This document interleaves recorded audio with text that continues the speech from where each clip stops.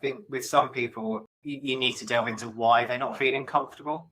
Is it because they're not trained? Is it because they've got to have a difficult conversation? So back to Amira's point about categorizing people, you might have a category of people who actually they need to have a difficult conversation because performance hasn't been what you want it to be.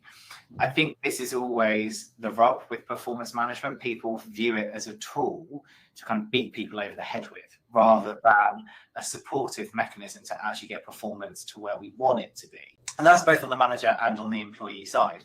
So, Roddy, where you were saying, in your example, I know this person really well, I've got to have an awkward conversation.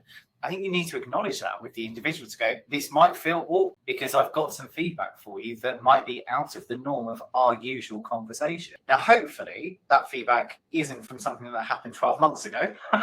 Because if it is, as the employee, I'd be really annoyed with you going, well, why didn't you tell me then? Ultimately, as individuals, we want to know. We want to know that we're doing the right thing and we want to know that we're doing a good job for our organization. So if we've done something, let's not worry about why we might have done something. If something's happened that isn't kind of in line with acceptable performance or the way that we want things to be done, most people would rather be told so they can correct that rather than just letting it fester.